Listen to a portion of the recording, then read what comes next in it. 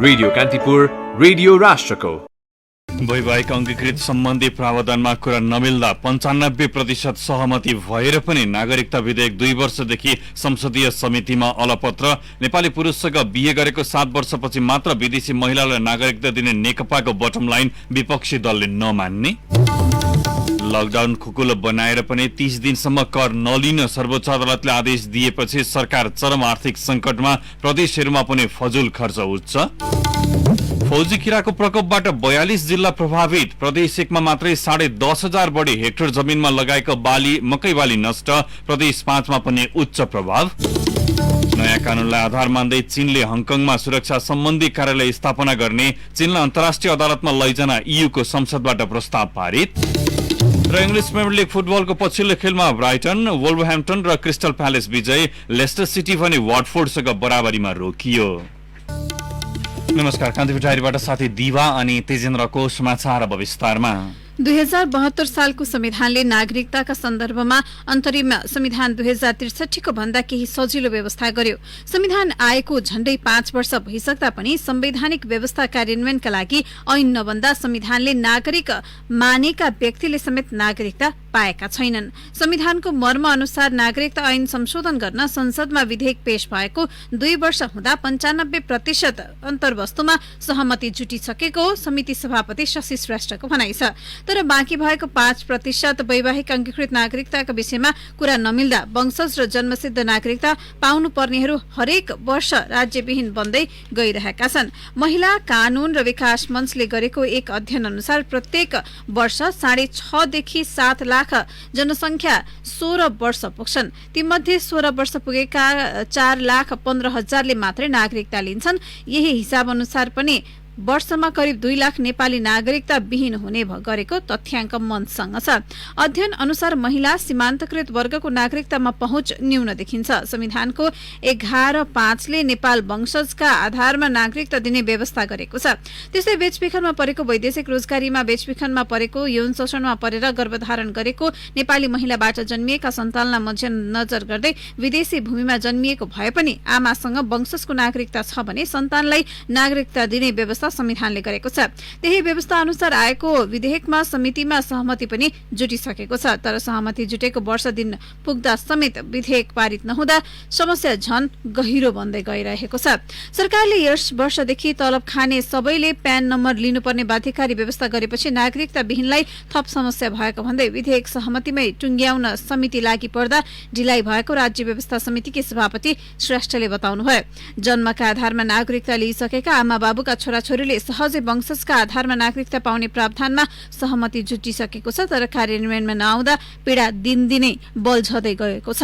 संविधानमा जन्मसिद्धका आधारमा नागरिकता पाइसकेका व्यक्तिका सन्तानले वंशजको नागरिकता पाउने संविधानमा राखिएको व्यवस्था कार्यान्वयन गर्न सरकारले नागरिकता ऐन 2063 संशोधन गर्न 2075 साउन 22 मा संसदमा विधेयक दर्ता गरेको थियो। संसदको राज्य व्यवस्था समितिले जन्मका आधारमा आमा र बुबा दुवैले नागरिकता पाएकामा सन्तानलाई नागरिकता दिन सकिने गरी सहमति गरिसकेको छ। 2065 मंसिर 9 गते भित्र निवेदन दिई संविधान प्रारम्भ हुन अघि जन्मका आधारमा नेपालको नागरिकता प्राप्त गरेको नागरिकको सन्तानले नागरिकता पाउन आमा र बुबा नेपालको नागरिक भएको हुनुपर्ने। यस्ता व्यक्तिलाई वंशजको आधारमा नागरिकता दिइने सहमति जुटेको हो। यति मात्र होइन, नेपाली नागरिक आमाबाट जन्मिएका नेपालमै बसोबास गरेका व्यक्तिले पनि वंशजका आधारमा नेपालको नागरिकता प्राप्त गर्ने सहमति भएको छ। तर विदेशी महिलालाई नेपालीले बिहे गरे लगत्तै नागरिकता दिने कि निश्चित वर्षपछि मात्रै दिने भन्नेमा दलहरूबीच विवाद नमिल्दा सहमति भइसकेका विषय समेत ओझेलमा परेका छन्। बजेट पारित भइसकेकाले अधिवेशन अन्त्य हुने हो कि जोखिम बढेको नागरिकता विहीनहरू झन आत्तिएका छन्। सरकारले दर्ता गराएको नेपाल नागरिकता ऐन 2063 लाई संशोधन गर्न बनेको विधेयक 2075 मा सांसदहरूले 100 भन्दा बढी संशोधन प्रस्ताव दर्ता गरेका थिए। विधेयकमा 102 वटा संशोधन दर्ता भएको थियो, जसमा 69 जना सांसदले 23 वटा दफा संशोधन गर्न माग गरेका थिए। गृहमन्त्री रामबहादुर थापाले 2075 साउन 22 गते नागरिकता विधेयक संसदमा दर्ता गराउनु भएको थियो। यो 2 वर्षमा सहमतिका 33 वटा बैठक बसे। अधिकांश बैठकमा बहसको विषय नागरिकता विधेयक नै भयो। यही विधेयकमाथि पछिल्लो पटक 2075 भदौ 4 मा संसदमा छलफल भयो। भदौ 5 मा संसदले विधेयक शाखाबाट राज्य व्यवस्था समितिमा पुगेको विधेयकबारे नागरिकता नपाएकाहरूले आफ्नो समस्या सुनाएका थिए।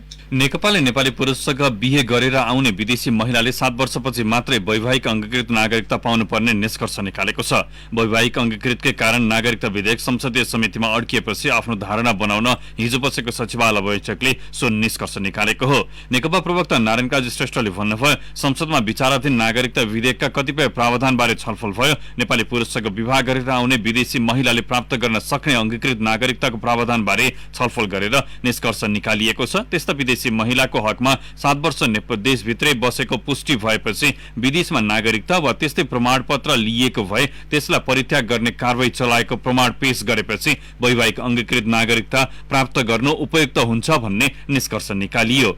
उहाँले सामाजिक, सांस्कृतिक, आर्थिक सम्पूर्ण अधिकार विवाह गरेको दिनदेखि नै प्राप्त गर्न सक्ने गरी उनीहरूलाई आवासीय परिचय पत्र दिने सहमति भएको पनि जानकारी दिनुभयो।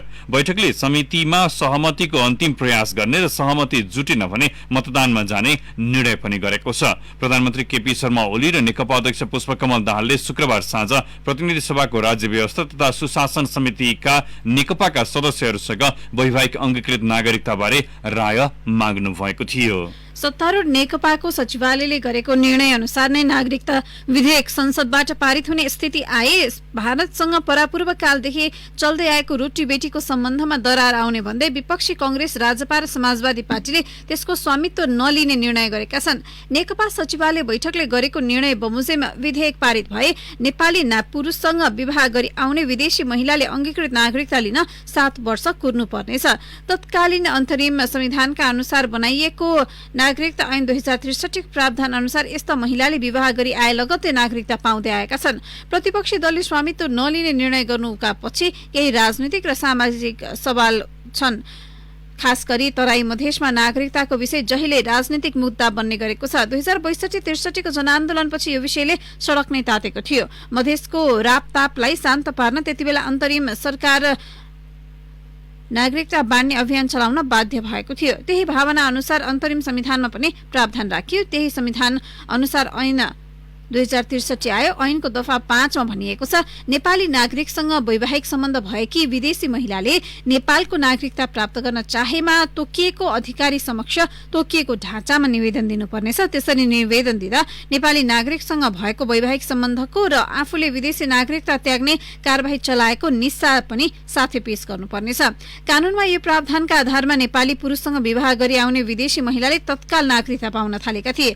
नागरिकता लिन त्यस्ता महिलाले आफू जन्मेको मुलुकको नागरिकता त्यागेको जानकारी गराए मात्रै पुग्छ। नयाँ संविधान जारी भएपछि सरकारले ल्याएको नागरिकता सम्बन्धी विधेयकमा 7 वर्षको प्रावधान राखिएको थिएन। आफू जन्मिएको मुलुकको नागरिकता त्यागेको निस्सा 6 महिनाभित्र पेश गर्नुपर्ने शर्त थपेर मात्रै विधेयक ल्याइएको थियो। सुरुवाती विवाद त्यही थपिएको शर्तमा केन्द्रित थियो। मधेस केन्द्रित दलहरूले नेपाल र भारतको सीमावर्ती क्षेत्रमा हुने विवाहबारीको प्रचलनलाई जोड्दै त्यस्तो शर्त व्यवहारिक नहुने भन्दै राज्य व्यवस्था तथा सुशासन समितिको विधेयकमा विरोध गरेका थिए।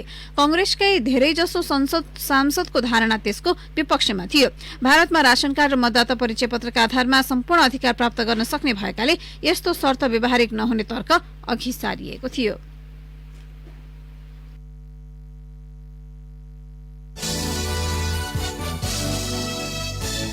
लकडाउनपछि सरकारसँग असन्तुष्टि वा अनुरोधपूर्ण ट्वीट गर्दै आएका नेपाल उद्योग वाणिज्य महासंघका वरिष्ठ उपाध्यक्ष शेखर गोल्छाले 2 दिन अघि सरकारलाई सघाउन व्यवसायीलाई आह्वान गर्नुभयो। लकडाउन पूर्ण रूपमा अन्त्य भएको 30 दिन नबित्तासम्म कर तिर्न बाध्य नबनाउन सर्वोच्च अदालतले गरेको आदेशका कारण सरकार अप्ठ्यारोमा परेपछि निजी क्षेत्रबाट योगदान गर्नुपर्ने भन्दै उहाँले ट्वीट गर्नुभएको हो।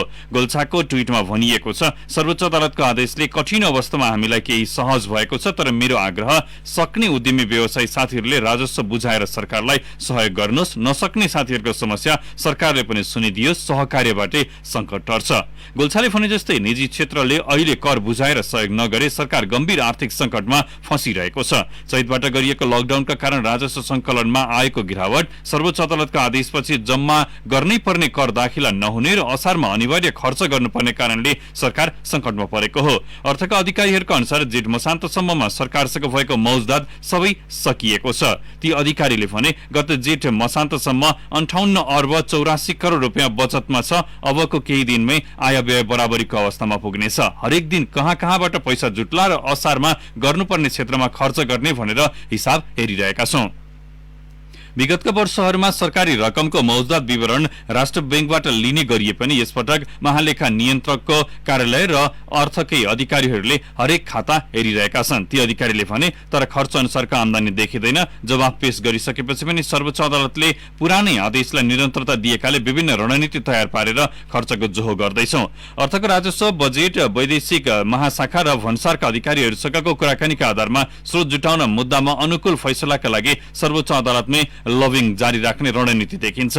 अर्थमन्त्री युवराज खतिवडा, महान्यायाधिवक्ता अग्नि खरेलले त्यसका लागि सर्वोच्चमा दबाव बढाएका छन्। उनीहरूले विभिन्न माध्यमबाट न्यायाधीशहरूलाई नै तलब खुवाउन नसक्ने अवस्था देखिएको भन्दै यसबारे संकेत गरेका छन्। राजस्व उठी र खर्च नपुग्दा होस् वा अन्य अप्ठ्यारोमा पर्दा सजिलो विकल्पका रूपमा सरकारले ऋण लिने गरेको छ। संशोधन गरी 1 खर्ब 93 अर्ब रुपियाँ आन्तरिक ऋण लिने भने अनुसार पुरै उठाइँदैछ। अर्थका ती अधिकारीले भनेका छन् धेरै उठाइसकियो, अब 18 अर्ब रुपियाँ ऋण उठाउन बाँकी छ। यो रकम पनि यसै साता उठाइसक्ने योजना अर्थको रहेको छ। यो ऋण रकम बजारबाट लिन समस्या छैन। बैंकहरूमा ऋणको माग निकै कम छ। बैंकहरूमा पैसा थुप्रिएर अधिक तरलता छाएको छ। स्रोत जुटाउने अर्को विकल्प भन्सार राजस्वको आशा हो। कोभिड-19 कम गर्न धेरैजसो सामग्री आयात गर्ने मुलुक भारतमा पनि लकडाउन पूर्ण अन्त्य भइसकेको छैन।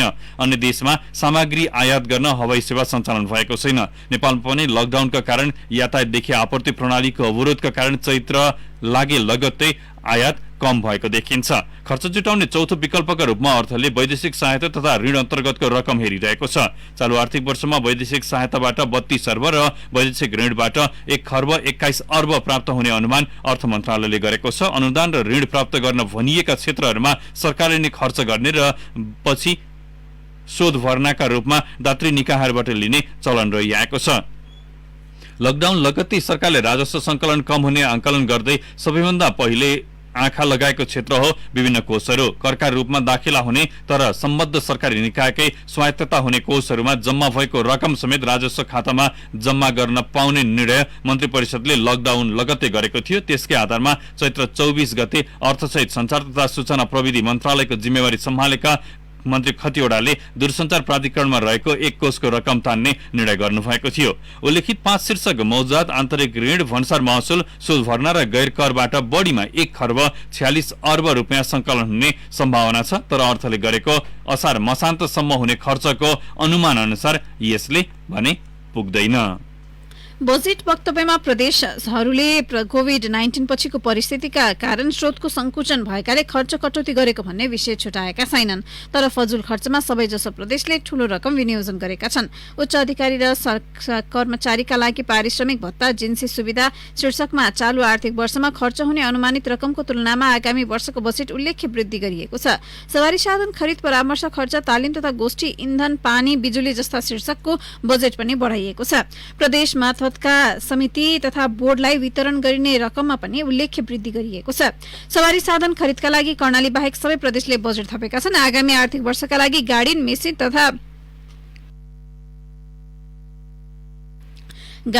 तथा औजार खरिदमा सबैभन्दा बढी बजेट प्रदेश 1 सरकारले 1 अर्ब 46 करोड 6 लाख 47 हजार रुपियाँ विनियोजन गरेको छ। ती शीर्षकमा चालू आर्थिक वर्षमा 65 करोड 13 लाख 8 हजार रुपियाँ खर्च हुने अनुमान गरिएको छ। प्रदेश प्रमुख, मुख्यमन्त्री, मन्त्रीहरू, सांसद लगायत पदाधिकारीले पाउने बजेट कसैले पनि घटाएका छैनन्। गण्डकी प्रदेशले कर्मचारी शीर्षकको बजेट 808% ले बढाएर 3 अर्ब 36 करोड 77 लाख 43 हजार पुर्याएको छ। यसमा चालू वर्षमा 37 करोड 9 लाख 35 हजार रुपियाँ खर्च हुने अनुमान गरिएको छ। अनुत्पादक मानिएको भवन निर्माणमा पनि सबै प्रदेशले बजेट बढाएका छन्। प्रदेशहरूको आफ्नै आमदानी राजस्वको अंश भने त्यति धेरै देखिँदैन। स्रोत जुटाउन संघीय सरकारको अनुदान, राजस्व बाँडफाँडको रकम र ऋण लिनुपर्ने देखिन्छ। सबै प्रदेशको कुल बजेट अङ्क 2 खर्ब 64 करोड 2 खर्ब 64 अर्ब 20 करोड 58 लाख 41 हजार रुपियाँ रहेको छ। यसका लागि 17% रकम मात्रै प्रदेशहरूले आन्तरिक राजस्वबाट संकलन गर्ने गरेका छन्। 39% संघीय सरकारबाट प्राप्त हुने अनुदानबाट जुटाउने भनिएको छ। 19% रकम मौजातलाई प्रयोग गर्ने योजना छ। संघीय सरकारले दिने राजस्व बाँडफाँडको रकमबाट 17% स्रोतको जोहो प्रदेशहरूले गर्ने देखिन्छ। करिब 4% स्रोत आन्तरिक ऋण, संघीय सरकारबाट ऋण र विकास साझेदारहरूबाट प्राप्त हुने रकमबाट जुटाउने योजना छ। कान्तिपुर डायरीमा अब ब्रेकको पालो। कान्तिपुर डायरीमा अब कान्तिपुर सविस्तार। कान्तिपुर सविस्तार। चीनबाट सेनाले स्वास्थ्य सामग्री खरिद गर्दा आर्थिक अनियमितता भएको भन्दै आलोचना भइरहेको छ। यसैगरी निजी क्षेत्रको कम्पनी ओम्नीले समेत स्वास्थ्य सामग्री खरिद गर्दा चरम आर्थिक अनियमितता भएको गुनासोपछि सरकारले G2G प्रक्रिया मार्फत सेनालाई खरिदको जिम्मा दिएको थियो। यी दुवै निकायबाट स्वास्थ्य सामग्री खरिद गर्दा राज्यलाई कम्तीमा 10 अर्ब रुपियाँ व्यवहार भएको सरकारवाला बताउँछन्। सरकारले निजी क्षेत्रको कम्पनी ओम्नी र G2G प्रक्रियामा सेना मार्फत स्वास्थ्य सामग्री खरिद प्रक्रिया अघि बढायो। तर ती दुवै निकायले चीनबाट खरिद गरेका स्वास्थ्य सामग्रीमा कम्तीमा 1 अर्ब राज्यलाई नोक्सानी पुर्याएको सार्वजनिक भइसकेको छ। राज्यलाई निकास दिने भन्दा पनि आफ्नै झोली भर्नेका कारण सर्वसाधारणमा निराशा छाएको छ। यस्तो अवस्थामा सरकारी हर हिसाबको पारदर्शिता खोज्ने र आवश्यक परे लगाम लगाउने संसदीय समितिहरू भने निष्क्रिय जस्तै देखिएका छन्। सरकारको प्रतिपक्ष समेत मानिने सार्वजनिक लेखा समितिका सभापति भरत कुमार शाह लकडाउनकै कारण सरकारी आर्थिक अनियमिततामा ध्यान पुग्न नसकेको बताउँछन्। बन्द थियो कोभिडको, अब फेरि पार्लियामेन्ट चलेको थिएन, मिटिङ पनि सिन्धुरार बन्द गरिदिएको थियो, कर्मचारी कोही आउँथेनन्, के गर्थ्यौँ। सोमबार फेरि त्यो स्वास्थ्यको सचिव स्वास्थ्य दिदीहरूलाई बोलाएछ, त्यहाँ डिटेल त्यो छलफल भएर फेरि के गर्नुपर्छ गरी हामी। लकडाउनका कारण मुलुकको समग्र अर्थतन्त्र ठप्प छ। यस्तै अवस्थामा पनि भ्रष्टाचारको गन्ध आउने जनमत माथिकै घात भएको अधिकांशको टिप्पणी छ। संसदका अधिकांश समितिमा यतिखेर सत्तारूढ दलकै सांसदको हालिमुहाली छ। राजनीतिक भविष्यका कारण पनि सरकारका विषयमा प्रश्न उठ्न नदिन तथा कैयौं सदस्य उपस्थित नहुने र गणपूरक संख्या नै नपुर्याउने वातावरण ल्याउने गरेकाले कैयौं विषय अन्यलमा पर्ने गरेको सुनाउँछन् संसदीय मामिला पत्रकार समाजका पूर्व अध्यक्ष हरिबहादुर थापा। लेखा समितिको प्रमुख भूमिका हुन पर्यो। 2/3 बहुमत सत्तारूढ दलसँग हुनु र यसलाई चाहिँ स्टारमा खोज्ने भनेको बैठक बोलायो भने सरकारलाई पनि जवाफ दिन बोलाउनु पर्छ। जवाफ दिने क्रममा त सरकारले जे हो त्यो भन्नुपर्ने हुन्छ। त्यो भन्नु नपरोस् भनेर यो ढाकछोप गरे जस्तो लाग्छ मलाई। सार्वजनिक लेखा समितिको बैठक झण्डै 3 महिना बस्न सकेन। जनजीवनसँग प्रत्यक्ष जोडिएका राष्ट्रिय सवालका महत्वपूर्ण विषयमा सरकारवाला समितिले आँखा चिम्लिँदा गलत काम गर्नेहरूको मनोबल पनि बढ्ने गरेको छ। संसदीय अभ्यासमा सरकारवाला समितिका सभापतिले देशको समसामयिक अवस्था हेरी आवश्यक परेमा जुनसुकै समयमा बैठक आह्वान गर्ने अधिकार भए पनि कानुन नभएको सार्वजनिक लेखा समितिका सदस्य तेजुलाल चौधरीको गुनासो छ। मान्छेहरूले उजुरी हाल्यो, सांसारिक घटनाहरूको विषयमा बढी चर्चा भयो भने सभापतिले र हामीले कहिलेकाहीँ यो विषयमा बैठक बोलाउनु पर्यो भने सल्लाह लिन्छ। धेरै दिनपछि बैठक बोलाएको त्यहाँ मिटिङमा हामीले लामो पिरियड पछि 3 महिना पछि जस्तो 3-3.5 महिनै भए पनि बैठक बोलाएको भने चर्चा हुन्छ। यसो त राज्य दोहनबाट रोक्ने र त्यसमा सम्बन्धित निकायलाई खबरदारी गर्ने अधिकार राज्य व्यवस्था तथा सुशासन समितिमा पनि हुन्छ। मुलुकको सुरक्षा अवस्था, सार्वजनिक प्रशासन, स्वच्छ निर्वाचन, संवैधानिक आयोगहरूको प्रभावकारिता तथा शान्ति प्रक्रियासँग जोडिएका सम्बन्धित निकायका क्रियाकलापहरूलाई संसदीय निगरानी गर्ने अधिकार हुँदाहुँदै एकअर्का समितिले काममा हस्तक्षेप हुने गुनासो आउने भन्दै पञ्चिनी माध्यम खोज्छ। समिति सभापति शशि श्रेष्ठ। अब मुख्य गरेर राज्य व्यवस्था तथा सुशासन समितिको आफ्नै कार्यक्षेत्र छ र यसमा सुशासन पनि जोडिएको कारणले गर्दाखेरि नसक्ने भन्ने कुराहरू भएन, सकिन्छ, गरिएको पनि छ। अनि उनले हाम्रो अधिकार हस्तक्षेप गर्यो भने उनले हाम्रो क्षेत्रमा उ गर्यो भन्ने त्यस्ता खालका समस्या छन् कि मुलुकको सुशासन तथा भ्रष्टाचार जन्य घटनाहरूमाथि खबरदारी गर्ने गैर सरकारी संस्था ट्रान्सपरेन्सी इन्टरनेशनल नेपालका अध्यक्ष खेमराज रेग्मीले नेतृत्वको आडमा संसदका समिति चल्ने गरेको आरोप लगाए। राजनैतिक भविष्यमाथि प्रश्न उठ्ने डरले सांसदहरू नै छलफलमा सहभागी नहुने गरेको उनको भनाइ छ। यो चाहिँ जुन संसद छ अथवा संसदका समितिहरू छन् तिनीहरू के भएका छन् भनेदेखिलाई कार्यकारिणीको चाहिँ छायाको रूपमा रहेको चाहिँ देखियो। सरकारबाट पाउने सुविधाहरू पछि आफ्ना चाहिँ हुने सम्भावनाहरू बन्द हुन्छन् भनेर सरकारमाथि चाहिँ नियन्त्रण गर्ने उले गरेका चाहिँ गलत क्रियाकलाप र चाहिँ अनियमिततालाई चाहिँ रोक्नको लागि कुनै पनि कदम नचालेको अवस्था छ। संसदीय समितिका नाममा राजनीतिक नेतृत्वले आफ्ना आसेपासे सांसदलाई अवसर दिने थलोको रूपमा विकास हुँदै गएका संसदीय समितिहरू सुख र सुविधाका भोगी बन्दै गइरहेका छन्। नेतृत्वको इशारामा विपक्षीलाई ताक परेका समयमा कठालै समाएर अठ्याउने तालिम प्राप्त प्रतिनिधिले सरकारका गलत कदम विरुद्ध भने आवाज उठाउन सकेका छैनन्। चाहे त्यो वाइडबरी भ्रष्टाचार काण्ड होस् या अहिलेको स्वास्थ्य सामग्री खरिद प्रक्रियाको आर्थिक अनियमितता। रेडियो कान्तिपुरका लागि सन्तोष गन्धर्व। कान्तिपुर सविस्तार। अब केही समाचार संक्षेपमा। नेपालमा कोभिड-19 को पीसीआर परीक्षणका लागि स्वाब संकलन प्रयोगशालाको तापक्रम सन्तुलनमा त्रुटि देखिएको छ, जसका कारण नमूनाको सही नतिजा नआएको विज्ञहरूले बताएका छन्। जिल्लामा नमूना संकलन गरेर प्रयोगशालामा परीक्षण गर्ने बेलासम्म सही व्यवस्थापन नभएको उनीहरूको भनाइ छ। परराष्ट्र मन्त्रालयले हिजो विज्ञप्ति जारी गरी नेपालले भारत र चीनले असल छिमेकीको भावनाका आधारमा आपसी मतभेदलाई द्विपक्षीय, क्षेत्रीय, विश्व शान्ति र स्थायित्व पक्षधरताको शान्तिमय माध्यमबाट समाधान गर्नेछन् भन्नेमा विश्वस्त रहेको उल्लेख गरेको छ। शिक्षा तथा समाजसेवी अंगुर बाबा जोशीको 89 वर्षको उमेरमा शनिबार निधन भएको छ। लामो समयदेखि क्यान्सर रोगबाट पीडित जोशीको उपचारका क्रममा महाराजगञ्ज स्थित न्युरो अस्पतालमा निधन भएको पारिवारिक स्रोतले जनाएको छ। सुदूरपश्चिम प्रदेशमा VTM स्वाब राख्ने भाँडो सकिँदा एक सातादेखि स्वाब संकलन प्रभावित भएको छ। केही स्थानीय तहले आफै किनेर संकलन गरे पनि अधिकांश ठाउँमा स्वाब संकलन रोकिएको छ। र सरकारले लकडाउन खुकुलो बनाए पनि अत्यावश्यक क्षेत्रमा पर्ने पुँजी बजार सञ्चालन अझै अन्यलमा छ। नियामक निकाय नेपाल धितोपत्र बोर्ड सेभोनले बजार सञ्चालनको निर्णय गर्न नसक्दा अन्यल बढेको छ। कान्तिपुर डायरीमा पुनः ब्रेकको पालो। अब आर्थिक समाचार। प्रत्येक वर्ष जस्तो यस वर्ष पनि प्राय जिल्लामा फौजी किराको प्रकोप देखिएको छ। मुलुकभर करिबी 42 जिल्लामा यो किराले समस्या पारिरहेको कृषि तथा पशुपन्छी विकास मन्त्रालयले जनाएको छ। मन्त्रालयका प्रवक्ता हरिबहादुर केसीले भन्नुभयो, गत वर्षको तुलनामा किराको प्रकोप बढेको छ। मुलुकभर 42 जिल्लामा पुगेको देखिन्छ। प्रदेश र जिल्ला स्तरबाटै किरा व्यवस्थापन गरिँदैछ। मकेपालीमा फौजी किरा संक्रमण बढेपछि प्लान्ट क्वारेन्टिन एवं विषादी व्यवस्थापन केन्द्रले सबै प्रदेशसँग विवरण मागेको थियो, तर प्रदेश 1 र 5 बाहेक अन्य प्रदेशबाट विवरण आएको छैन। केन्द्र प्रमुख सहदेव प्रसाद हुमागाईले भन्नुभयो, 1 र 5 बाट मात्रै विवरण प्राप्त भएको छ। जिल्ला अनुसार 15 देखि 20% मकै नष्ट भएको देखिन्छ। प्रदेश 1 मा 14 जिल्लाका 32,540 घरधुरी प्रभावित भएका छन्। सो क्षेत्रमा मकैका घोगा लागेको र वानस्पतिक अवस्थामा फौजी किरा लागेको केन्द्रको प्रतिवेदनमा उल्लेख गरिएको छ। प्रदेश 5 मा 10 जिल्ला प्रभावित छन्। जानकारहरूका अनुसार फौजी किरा रातमा मात्रै चल्छ। यो किरा एक रातमा 100 किलोमिटर उड्न सक्छ। गर्मी ठाउँमा यो बढी सक्रिय हुने देखिन्छ। करिब 80 प्रकारको घाँसबालीलाई नोक्सान पुर्याउँछ। सबैभन्दा बढी मकैलाई असर गर्ने गर्दछ। ब्रेकपछि अब अन्तर्राष्ट्रिय प्रसंग। चीनले हङकङमा नयाँ सुरक्षा सम्बन्धी कानूनलाई आधार मान्दै कार्यालय स्थापना गर्ने भएको छ। हङकङको सुरक्षाका लागि गुप्तचर तथा अपराध नियन्त्रणका लागि राष्ट्रिय सुरक्षा सम्बन्धी कार्यालय स्थापना गर्न लागि बीबीसीले उल्लेख गरेको छ। हङकङको नयाँ सुरक्षा सम्बन्धी कानूनसँग बाजिएको खण्डमा स्थानीय कानून रद्द हुने व्यवस्था छ। सो कानूनका कारण हङकङमा पुनः आन्दोलन चर्किए पनि बेजिङले त्यसको व्यवस्था गर्दै आएको छ। चीनको अधीनमा रहेको हङकङका जनताले उपभोग गर्दै आएको स्वतन्त्रता नै जोखिममा परेको छ। सो कानून पारित गरेको भन्दै गत शुक्रबार युरोपियन युनियनले संसदले नेदरल्यान्ड्सको हेग स्थित अपराध विरुद्धको अन्तर्राष्ट्रिय अदालतमा चीनलाई लैजाने प्रस्ताव पारित गरेको छ। चीनले बेलायतबाट हङकङको प्रशासन लिँदै त्यहाँको स्वतन्त्रतालाई सुरक्षित राख्ने सम्झौता गरेको थियो। अब खेल समाचार। इंग्लिश प्रिमियर लीग फुटबलको पछिल्ला खेलमा ब्राइटन एन्ड होभ एल्बियन, वुल्भरह्याम्पटन र क्रिस्टल प्यालेस विजय भएका छन्। लेस्टर सिटी पनि वाटफोर्डसँग बराबरीमा रोकिएको छ। आर्सेनललाई 2-1 ले हराउँदै ब्राइटनले तालिकामा महत्वपूर्ण अंक थपेको छ। पहिलो हाफ गोलरहित बराबरीमा सकिएको खेलमा 68औं मिनेटमा निकोलस पेपेले गोल गर्दै आर्सेनललाई अग्रता दिलाएका थिए।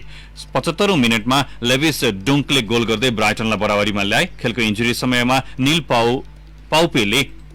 नील माउपेले गोल गरेपछि ब्राइटन रोमाञ्चक जित निकाल्न सफल भयो। यो जितले ब्राइटनलाई रेलिगेसनको भयबाट मुक्त गराएको छ। 23 खेलबाट 32 अंक जोडेको ब्राइटन तालिकाको 15औं स्थानमा यथावत छ।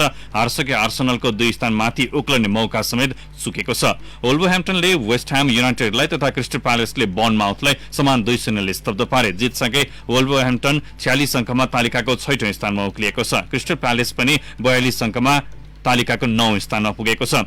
प्रिमियर लीग फुटबलमा आज 3 खेल हुनेछन्। आज शीर्ष स्थानको लिभरपुलले एभर्टनसँग प्रतिस्पर्धा गर्नेछ। त्यस्तै चेल्सी र एस्टन विला तथा न्यूकासल युनाइटेड र शेफिल्ड युनाइटेड पनि आमने सामने हुनेछन्। हवस् त कान्तिपुर डायरी अहिलेलाई यही सकिन्छ। साथी दिवा र तेजेन्द्र बिदा हुन्छ। नमस्कार।